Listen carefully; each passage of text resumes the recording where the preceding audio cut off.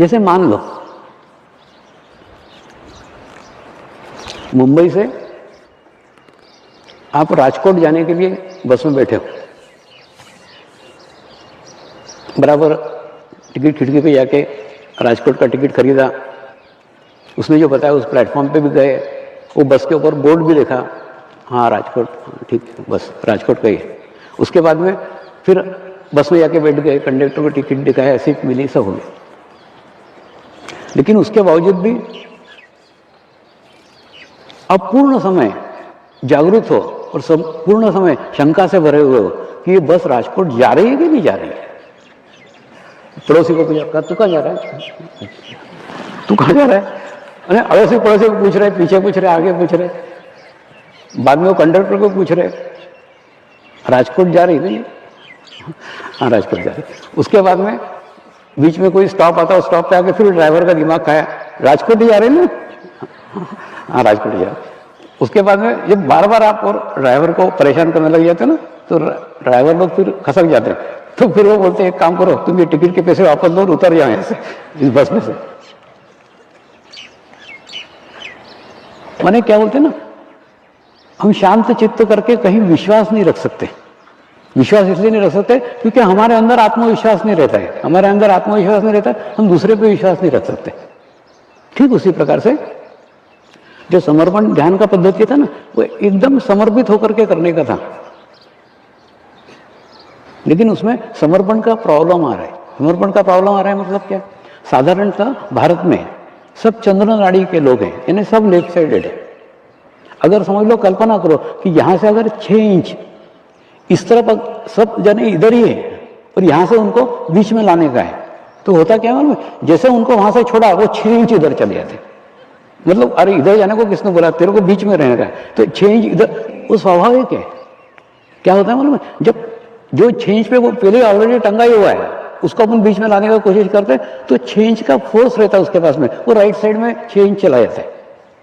यानी कई साधकों को कई बार गुरु कार्य देके उन्हें आत्मग्लानि में रहते हैं, गिल्टी फीलिंग में रहते हैं, उनको उसमें से बाहर निकालने के लिए मैं कोशिश करता हूँ, उनको कोई तो भी महत्व दो, उनको कोई तो भी कार्य दो, तो जैसे कार्य दिया ना, स्विंग कर जाएंगे एकदम, फिर ईगो में चले जाएंगे, अहंकार में चले जाएंगे। अरे बाबा, ना अहंकार में जाना, आत्मग्लानि में या बीच में रहना। तो उसी प्रकार से समर्पण में भी सब जो छूटे हैं ना, ये सब 6 इंच इधर से छूटे हैं, वो 6 इंच उधर जाते हैं, बीच में रहने का है। इसलिए कभी कभी लगता है ध्यान की प्रगति थोड़ी धीरे धीरे होनी चाहिए, धीरे धीरे धीरे धीरे धीरे धीरे धीरे धीरे बीच में आके स्थित हो। जोर से आया ना, फिर जोर से इधर ही जाते। तो प्रकार क्या, अभी तक क्या चल रहा था वो और अब आगे क्या होने वाला है वो, उस दोनों का अंतर बदल। अभी ये था, ये एक नावाड़ी था, नावाड़ी की नाव थी, नाव पे हम बैठे थे और बैठने के बाद में वो बोलता था यहाँ बैठ, वहाँ बैठ, वहाँ जिसको जहाँ बिठाता था वो वहाँ बैठता था। और बैठने के बाद में चुपचाप हाथ बंद करके बैठता था। अगर हाथ बंद करके बैठे तो बराबर वो नाव वाला इस पार से उस पार उसको पहुंचा देगा। लेकिन नाव में बैठने के बाद नावाड़ी पे विश्वास नहीं है, वो उस पार पहुंचाएगा कि नहीं पहुंचाएगा। कभी इधर से उधर जगह बदलते हैं, कभी इधर से उधर करते, खूब मैंने अपने मूवमेंट्स इतने रखते हैं कि वो नावाड़ी को परेशानी हो जाती है।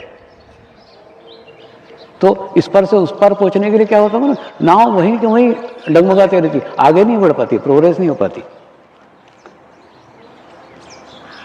क्या हो रहा है मालूम? अहंकार खूब सूक्ष्म है।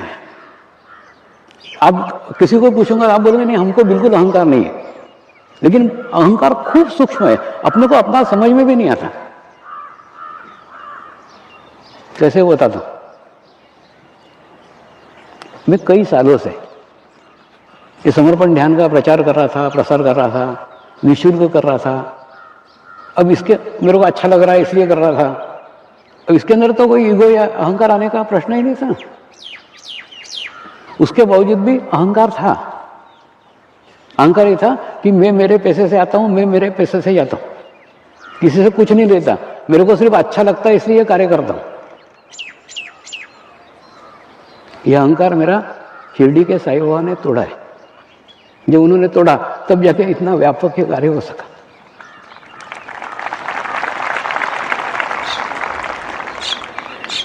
तो होता क्या मालूम है, अहंकार खूब सूक्ष्म रहता है। नहीं है ऐसा बोल ही नहीं सकते, नहीं है बोल रहा हूं मतलब ही है। तो मेरे भीतर भी सूक्ष्म अंतर रहता है, मैं मेरे से ही बताता हूं ना कि उस अहंकार को जब तोड़ा ना, तब जाके कार्य विश्व स्तर के ऊपर हुआ है। नागपुर में एक शिविर में मैंने कहा था कि मैं अपने पैसे से आता हूं, मैं मेरे पैसे से जाता हूं, किसी से कुछ नहीं लेता, मेरे को सिर्फ ये कार्य करना अच्छा लगता है इसलिए करता हूं, ये कह करके चला गया।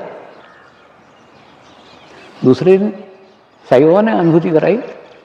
अब ये देखो, अनुभूति मतलब फ्रीक्वेंसी से फ्रीक्वेंसी मैच हुई, उनके वाइब्रेशंस की फ्रीक्वेंसी से मेरे वाइब्रेशन की फ्रीक्वेंसी जब मैच हुई तब वो अनुभूति हुई। अनुभूति ये हुई, वो बोले कि तूने अहंकार का एक दरवाजा खुला रखा है। तू बोलता है मैं मेरे पैसे से आता हूं, मैं मेरे पैसे से जाता हूं, किसी से कुछ नहीं लेता।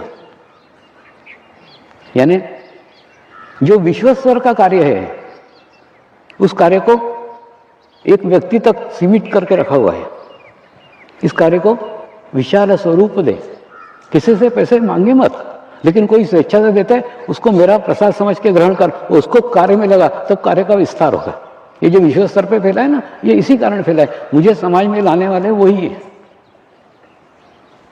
नहीं तो मैं तो वही 10-10, 20-20 लोगों के शिविर लेता था, चलते थे। क्या होता है मालूम, सामूहिकता में जितने कार्य करोगे, ये मैं मेरे अनुभव से बता रहा हूं, इसीलिए मैं हर दफे कोई भी कार्य करना है ना, मैं कर रहा हूं, मैं करिया मत करो, सबको मिलकर के करो ना। एक 8-10 लोग पहले कोई भी कार्य सौंपा ना, तुमको भी वही समझ लो अध्यक्ष बनाया, प्रमुख बनाया, पहले 10 लोगों को इकट्ठा करो कि मेरे को सौंपा है, लेकिन अपन सब मिलकर के करेंगे। तो सब मिलकर के करेंगे ना, उसके अंदर तुम्हारा ईगो नहीं बढ़ेगा, तुम्हारा अहंकार नहीं बढ़ेगा, और तुम्हारे यहाँ से कार्य संपन्न होगा। सामूहिकता इसकी सबसे बड़ी शक्ति है। सामूहिकता के साथ कोई कार्य करो, भले आपको अकेला कार्य दिया हो, लेकिन कोई भी कार्य अकेले करने की कोशिश मत करना, क्योंकि वो मेरे से भी नहीं हो और तुमसे भी नहीं हो। तो उस अहंकार को तोड़ने के बाद में तब जाके ये समर्पण ध्यान समाज में आया है। माने अहंकार के कारण ये सब रुका हुआ था, एक ब्लॉक्स था। तो उसी प्रकार से समर्पण ध्यान भी प्राप्त हुआ। ध्यान भी हम कर रहे हैं, रेगुलर ध्यान मेडिटेशन भी कर रहे हैं, 15 साल से कर रहे हैं।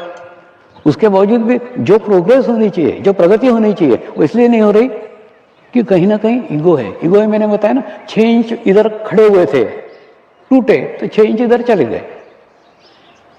इसलिए आपको सामूहिक, जितना सामूहिकता में आएंगे उतना नीचे आएंगे।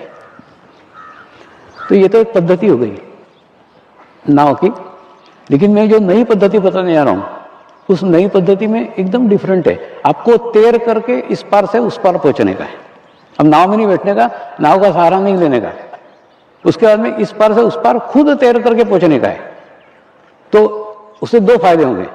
एक तो तैर के पहुंच जाओगे, एक अगर समझ लो नहीं पहुंचे तो नाव का महत्व समझ में आएगा कि हम नाव में बैठे थे, नाव में कितना आसान था, कितना आराम से चल रहे थे, ये सब आपको समझ में आएगा। तो नाव का महत्व तो समझ में आएगा जब तैर के पहुंचना पड़ेगा। लेकिन सब जने ये तैरने का कोशिश अवश्य करो, इससे कम से कम अपना ईगो तो टूटेगा कि हम नहीं पहुंच सकते। पहुंच गए तो भी अच्छा है। देखो दोनों हाथों में लड्डू है आपके, अगर पहुंच गए तो ये अच्छा है। मैं तो चाहता हूं नाव में बैठ करके पहुंचो, तैर करके पहुंचो, आप उस पार पहुंचो। एक अगर समझ लो नहीं पहुंचोगे, कम से कम ये ईगो तो टूट जाएगा कि हम पहुंच सकते हैं। तब आपको सामूहिकता का महत्व मालूम पड़ेगा, ध्यान का महत्व मालूम पड़ेगा। क्या होता है मालूम, मैं तो एक आधे माँ का सब कुछ एकदम लुटा देता हूं, लेकिन उसका महत्व आप नहीं जान पाते। अब जैसे गुरु मंत्र है, गुरु मंत्र में भी इतनी शक्तियां हैं, इतने वाइब्रेशन है, लेकिन वो शुद्धता इतनी पवित्रता है, जब तक उतनी शुद्धता पवित्रता आपके पास नहीं आएगी, उसके वाइब्रेशंस के फ्रीक्वेंसी से आपकी फ्रीक्वेंसी मैच नहीं होगी। इसलिए दूसरा तरीका ये है, जो आज से प्रारंभ करो। और दूसरा, हाँ एक बता रहा हूं, इसमें गुप्तता रखो, गोपनीयता रखो। गोपनीयता रखो मतलब पति अगर चालू कर रहा है तो पत्नी को भी बताने का जरूरत नहीं, पत्नी अगर चालू कर रही है तो पति को भी बताने की जरूरत नहीं। इतना गोपनीय रखो, और एकदम पेट में खूब मरोड़े आ रही है, किसी को तो बताने का, तो एक लेटर मेरे को लिख भेजो कि स्वामी जी वो आपने बोला था सामूहिक साधना मैं करने का चालू किया और ये मेरा नाम और पता है, उस पते पे आपका एड्रेस मत भेजो, मैं अभी नई व्यवस्था लगा रहा हूँ, वो एनवेलप को मैं खुद मेरे पास रखूंगा, मैं खुद मेरे रजिस्टर में एंट्री करूंगा, तो किसी को भी आपका नाम नहीं मालूम पड़ेगा कि आपने ये चालू किया, किसी को भी मत बताओ।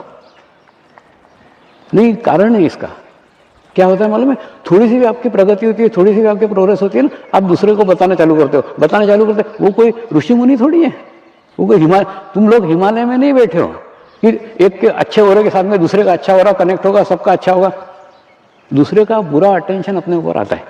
तो पहली बात है इसका कंडीशन कि इसकी पूर्ण गुप्तता रखो, एकदम 100% गुप्तता, आपके सिवा दूसरे किसी को नहीं मालूम पड़ना चाहिए कि आपने शुरू किया।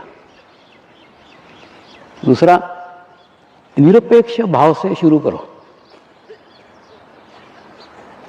निरपेक्ष भाव से शुरू करो, यानी कुछ भी मिलना चाहिए, कुछ भी प्राप्त होना चाहिए, ये अपेक्षा से मत करो। जहां अपेक्षा आई वहां शुद्धता नहीं रह पाती, तो इसको बिना अपेक्षा से, और कोई अपेक्षा नहीं है आपकी, सिर्फ करके देखना है, करके देखते हैं। जैसे आप करते हो ना, कोई शौक पालते हो, पत्ते खेलते हो या बैडमिंटन खेलते हो, कैरम खेलते हो, चेस खेलते हो, कुछ मिलता है क्या उससे? कुछ नहीं मिलता, लेकिन आपको अच्छा लगता है, आपका शौक है, आपका शौक है पतंग उड़ाना, पतंग उड़ाते हो। तो ध्यान को शौक बनाओ, ध्यान को एकदम तुरंत आप क्या करते हो, ध्यान को अपेक्षा से जोड़ दो, ये मिलना चाहिए, वो होना चाहिए। अरे मैंने ये जहां तुमने शुरू किया वहां मैंने फिर वो ध्यान का एक प्रोग्रेस एक लेवल तक जाकर के वहां अटक जाते हैं, वहां आगे प्रोग्रेस नहीं, आगे प्रगति नहीं।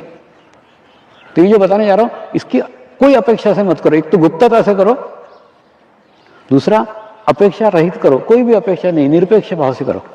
तो क्या क्या करने को बता रहा हूं और कितना कठिन है बता रहा हूं। कठिन ये, पहले अपने इंद्रियों के ऊपर नियंत्रण करो। क्या होता है मालूम है, मैंने ये खूब आपके ऊपर खूब 45 दिन रिसर्च करके ये बनाए हैं। क्या हो रहा है अभी, सामान्य लोगों से आपके घर स्वच्छ है, यानी सामान्य लोगों से आपका स्थिति अच्छा है। क्या क्यों अच्छा है? क्योंकि रोज आप अपने घर का झाड़ू लगा लेते हो, सामान्य लोग नहीं लगाते आप, लेकिन रोज ध्यान करके रोज झाड़ू लगाते हो। लेकिन जो खिड़कियां खुली हुई है, वो खिड़कियां बंद जब तक नहीं होगी, जब तक कचरा आते ही रहेगा ना, कचरा आते रहेगा, आप साफ करते रहोगे, कचरा आते रहेगा, आप साफ करते रहोगे, तो ये समाप्त कब होगा? कचरा साफ करके नहीं होगा, उसके साथ साथ खिड़कियां भी बंद करने की आवश्यकता है। खिड़कियां बंद करने की आवश्यकता है। कौन कौन सी खिड़कियां हैं जो बंद करने की आवश्यकता है, वो आपको बताता हूं। पहली बात है, बुरा मत बोलो। आप कुछ भी, किसी के बारे में भी कुछ भी बुराई मत करो, क्योंकि आप किसी की बुराई करते हैं तो पहले उसके बुराई पे आपका चित्त जाता है, खूब देर उस पर मंथन करते हो, उसके बाद में आपके मुख से किसी की बुराई निकलती। किसी के बारे में कुछ भी बुरा मत बोलो फर्स्ट। तो पहला अपने मुख के ऊपर कंट्रोल करो, तो मुंह के इंद्रिय पे कंट्रोल करो कि आपके मुंह से कोई भी बुरा मत बोलो। दूसरा, बुरा मत सुनो। क्या होता है मालूम, कई लोग बुरी बुरी बातें आके आपको सुनाते हैं, तो आपका खूब सारा चित्त वो बुरी जगह जाता है, और जाने के बाद में वहां पे भी चित्त दूषित होता है। कौन कौन सी खिड़कियां हैं, उन खिड़कियों को बंद करो ना।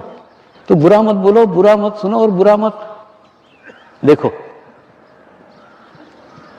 जिस प्रकार से ये आंखें है ना, ये चित्त को सबसे ज्यादा दूषित करती है। ये तो अभी साइंस ने भी प्रूव किया है। प्रत्येक फोटो के, प्रत्येक चित्र के अच्छे और बुरे वाइब्रेशंस रहते हैं। तो जैसे ही किसी बुरे फोटो के ऊपर आपका चित्त गया, किसी बुरे व्यक्ति पे आपका चित्त गया, तो उसके वाइब्रेशन भी आपका चित्त ग्रहण करता है। तो ना बुरा बोलो, ना बुरा सुनो, ना बुरा कहो।